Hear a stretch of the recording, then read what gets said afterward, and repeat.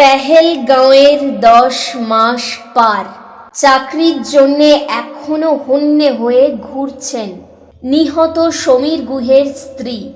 সমীর গুহ কেন্দ্রীয় সরকারি চাকরি করতেন।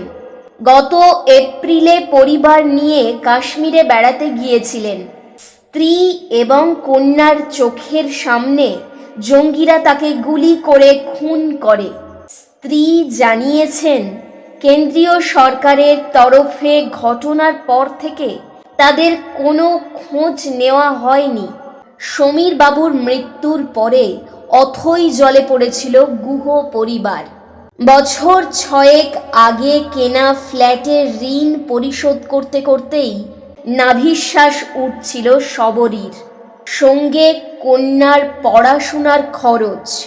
স্বামীর অফিস থেকে এখন পেনশনের টাকা পাচ্ছেন বটে, কিন্তু চাকরির নিশ্চিত আয় না থাকায় সমস্যা হচ্ছে।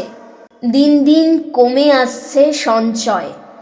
সবরীর কথায়, এটা তো স্বাভাবিক কোনো মৃত্যু নয়। যাদের সঙ্গে ঘটেছে একমাত্র তারাই কষ্টটা বুঝতে পারছেন। বাকি সকলে আস্তে আস্তে ভুলে গিয়েছেন। আগে একটা চাকরি ছিল, স্থায়ী রোজগার ছিল। এখন কেবল পেনশনের কটা টাকা আছে, তা দিয়ে যেভাবে চলার সেভাবেই সংসার চলছে। শুধু তিনি একা নন, সরকার প্রতিশ্রুতি দিলেও অনেক খবর আসছে যে চাকরি দেওয়া হয়নি।